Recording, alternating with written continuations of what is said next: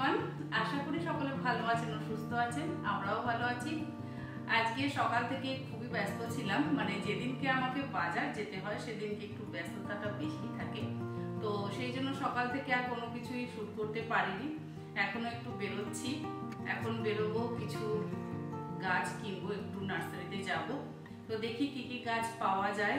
এই বাড়িতে 2-4টে গাছই আছে, আমার ওই বাড়ির পুরোনো গাছগুলোকে আমি এখানে নিয়ে এসেছি।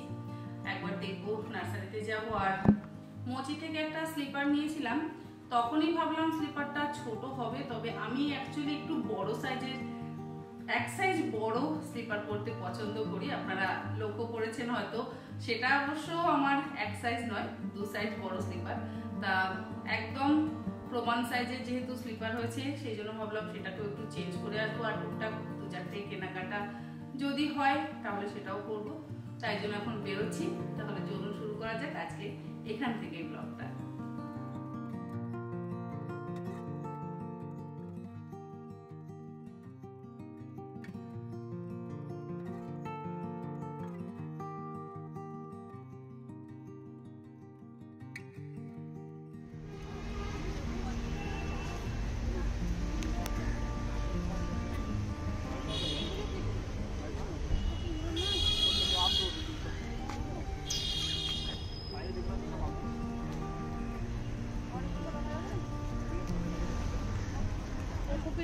আমি যখনই কোনো গাছ কিনি সল্টলেক সেক্টর 1-এর এই নার্সারি থেকে কিনি।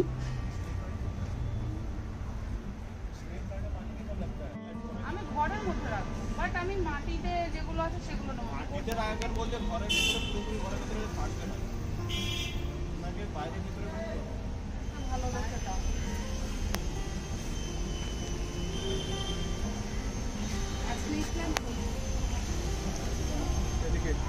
কোকোপিটে রাখা কোনো গাছ আমি কিনতে খুব একটা পছন্দ করি না, কারণ এর আগে বেশ কয়েকবার কোকোপিটে রাখা গাছ নিয়ে এসেছি।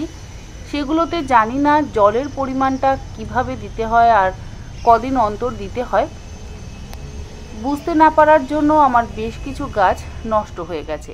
সেই জন্য আমি সবসময় চেষ্টা করি মাটিতে যে সমস্ত গাছ থাকে সেইগুলোকে নিয়ে আসার। আমাদের ব্যালকনিটাও খুব একটা বড় নয়, আর ব্যালকনিতে রোদও একেবারে আসে না। ভোরবেলার দিকে অবশ্য আসে, কিন্তু সারাদিন তেমন যেহেতু রোদ পায় না, তাই জন্য বেশ কিছু ইনডোর প্ল্যান্ট পছন্দ করে নিয়ে নিলাম। গাছ তো কেনা হলো, ইচ্ছে হচ্ছে একটু চা খেতে, তাই চলে এলাম নমোৎসবে। এই দোকানের চাটা আমার ভীষণই ভালো লাগে।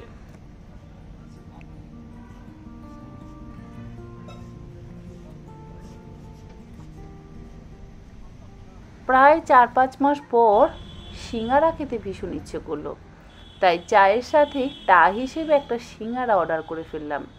একটা নয়, দুজনের জন্য 2টো সিঙ্গারা অর্ডার করে ফেললাম।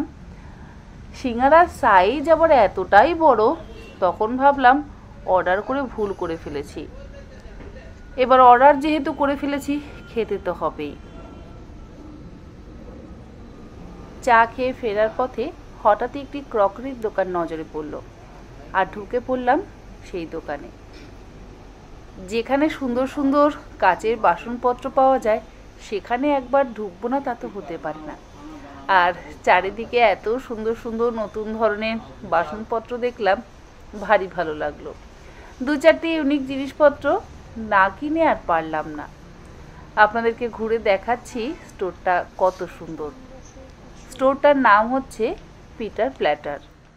বিভিন্ন দোকান থেকে ইউনিক ক্রকারি কেনা আমার একটা অন্যতম নেশা। ব্র্যান্ডের নাম দেখবেন, সার্চ করবেন, সবই পেয়ে যাবেন। কি দাম আছে না আছে, তাহলে আমার লুকিয়ে লাভটা কি? এই কাপটাও কি সুন্দর, দেখো, বাট যেহেতু এই গোল্ডেন কালারটা উঠে যাবে না, গ্যারান্টি একবার। গ্যারান্টি? হ্যাঁ, যতই গ্যারান্টি থাকো গোল্ডেন কালার। আমাদের দেখুন, আমাদের এখানে আগে আমরা টেস্ট করি, চেক করি, তার বাদেই আমরা 2 দিন বাদে আপনি যদি নিয়ে যান, 2 দিন বাদে প্রবলেম হলে তো মানে আমি এগুলো নেব, এগুলো আপনাকে আরেকটু ডিসকাউন্ট করতে পারি। আমি মাইরি ম্যাক্সিমাম যেটা যে আমাদের সেল টাইমের যে ডিসকাউন্টটা হয় ওইটা আপনাকে আমি দিলাম। টাইপটা হচ্ছে শু টাইপ,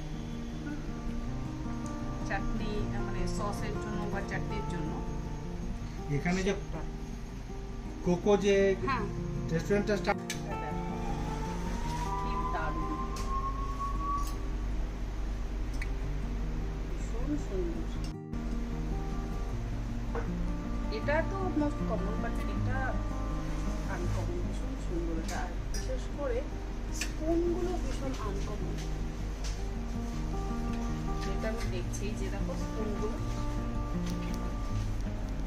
এটা কি পুরো সেট? কোনটা? এটা না, আপনি স্পুনের ইন্ডিভিজুয়াল হিসাবে আপনি একটা দুটো যদি চান। ওকে ঠিক আছে, নেক্সট টাইম এসে এটা আমরা এই জন্য বেচি না, মানে অনেকজন নেয় না। আচ্ছা আচ্ছা এই এই জন্য আমরা ইন্ডিভিজুয়ালি দিই, যার যতটা কারণে নিতে পারে। এটাতে 550। হ্যাঁ, এটাতে ফ্রেঞ্চ ফ্রাই এবং হ্যাঁ ফ্রেঞ্চ ফ্রাই সার্ভ করা যায়, দারুণ সুন্দর টলিগুলো। 550 করে দাম। এটা হচ্ছে বড় সাইজ তাই না? হ্যাঁ, এটা বড় সাইজ আর এটা হচ্ছে ছোট সাইজ।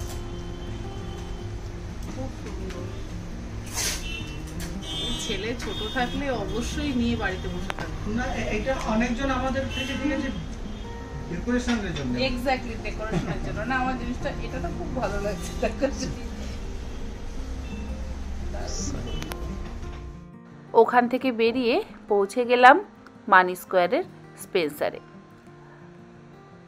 স্পেন্সার থেকে মাসকাবারি কিছু জিনিসপত্র আমার কেনার প্রয়োজন ছিল, তাই চাল ডাল তেল নুন এগুলোই কিনে নিলাম।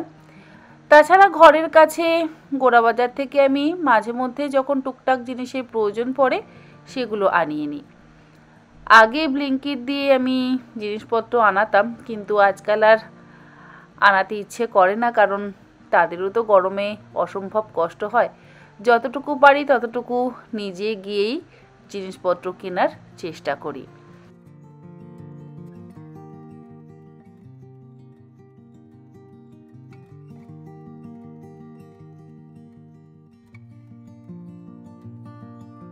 সমস্ত কেনাকাটা কমপ্লিট, এবার বাড়ি ফেরার পালা। বেজে গেছে এখন প্রায় রাত্রির 9:30। তবে বাড়ি গিয়ে আজকে আর রান্না করার চিন্তা একেবারেই নেই। আজকে আবার ছেলের বন্ধুরা বাড়িতে আসবে, আর ওরাই বলেছে সমস্ত রান্না বান্না ওরাই করবে। এই যে ছেলে বানাচ্ছে, বাড়িতে এসে দেখলাম অরহর ডাল। এই অরহর ডাল ওর ভারী পছন্দের খাবার। ডাল তো সেদ্ধ করে নিয়েছে, ডাল সেদ্ধ করে নিয়ে এবার ডাল সাঁতলানোর পালা। রান্নাঘরে খুব একটা আসা যাওয়া ওর নেই। আগে মাঝে মধ্যে রান্নাঘরে আসতো, তবে এখন তেমন একটা রান্নাঘরে আসার সময়ও পায় না, আর দেখি আসতেও চায় না। কিন্তু যদি চায় কাজ সে চালিয়ে নিতে পারে। আজকে রাতের মেনু হচ্ছে অরহর ডাল, তার সাথে ভাত আর আলুর চোখা। এই খাবারটাই আমার কাছে আজকে যেন অমৃত, কারণ ছোট ছোট বাচ্চারা যখন নিজেরা খাবার বানিয়ে আমাদের মুখের সামনে আনে, সেটা যেন একটা আলাদা স্বাদ এনে দেয়। যেমন মায়ের হাতের রান্নার স্বাদ একদম আলাদা, তেমনি নিজের সন্তান যদি কোনো খাবার রান্না করে তার বাবা মার সামনে তুলে ধরে, তার স্বাদও একেবারেই আলাদা। अच्छा शेफ कौन कौन है? सुबैला या यश या आरिफ? यश फोन चार्ज कर रहा मैं। हाँ यश फोन चार्ज कर यश और आरिफ आरिफ उधर देखो, आरिफ उधर और सुमैला। नहीं आंटी मैं नहीं सुमैला मेन काम। हाँ आंटी मेन काम तो यही नहीं चावल में पानी यही डाली। मारूंगी ना चावल में पानी किसने डाला? आरिफ ने। मैंने डाला नहीं आरिफ आरिफ ने डाला, इसलिए चावल इतना बाहर निकल आया। चावल ही डाला आंटी, ज्यादा चावल तुम चावल- नहीं झूठ नहीं बोल हम बैठे थे गाना बजा रहा। তা একদিক থেকে ভালো, আজকে আমি বসে বসে খাচ্ছি ডাল ভাত আলু। আরে আলুটাকে আর কত চটকাবি? আলু চটকে চটকে তো আলু কি বানাচ্ছিস ওটাকে? वो कैमरा नहीं उसका जाने क्या कर आलू का हलवा बना दिया है। सही में आलू का हलवा बना दिया। तो टेस्ट करके तो देख लेते हैं। टेस्टी मैंने बनाया, मैंने बनाया, अब तू बना। किसने बनाया? दवा के लिए वो बनाए सब उसने बनाया कुछ कम बेसी आंटी नहीं, ठीक है, एकदम परफेक्ट नहीं ये हो गया है तो इसका फेस ब्लर कर दे बहुत गंदा সব থেকে বদমাইশ হচ্ছে আরিফ আমি তো বলবো क्या बोलूं उसको क्या बदमाश ही बोलेंगे और क्या फेस बोलेंगे। देख के ही पता चलता है कि कितना बदमाश है बदमाश नहीं है सीधा साधा भोला भाला एक बच्चा है नादान बच्चा है ना सीधा साधा भोला भाला नादान बच्चा है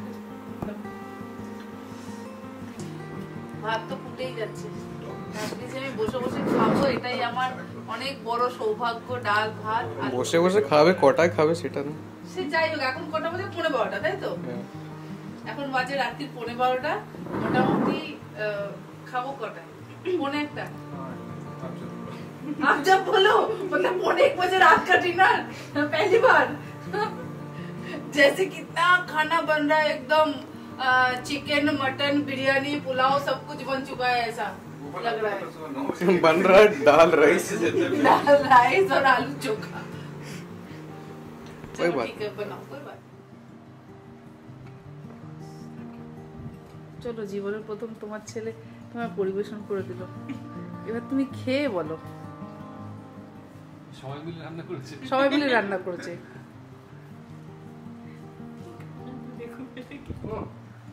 জবরদস্ত না না আমি একটুখানি ডাল টেস্ট করেছিলাম খুব ভালো লেগেছিল সত্যি খুব ভালো লেগেছিল হ্যাঁ আমি খাচ্ছি রাত্রি 12টায় খাই 12:30টায় খাই মানে আমি একটু ডাল টেস্ট করেছি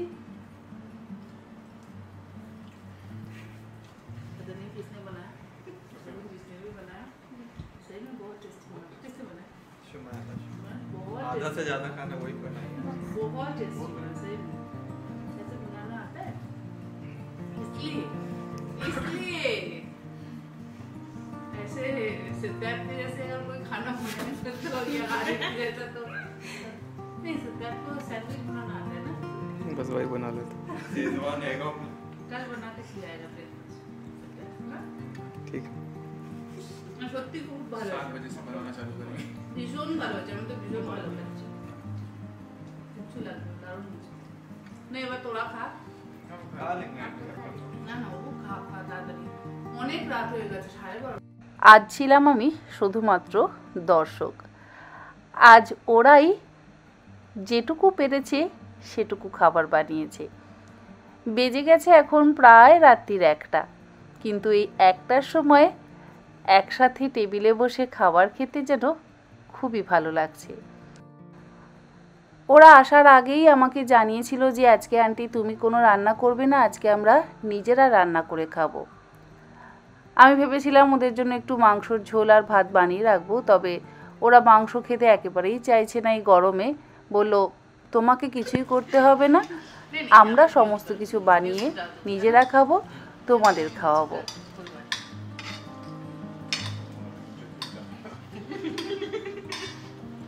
সিরিয়াসলি যে ডাল ভাতটা খুব ভালো খেলাম, খুব ভালো লাগলো।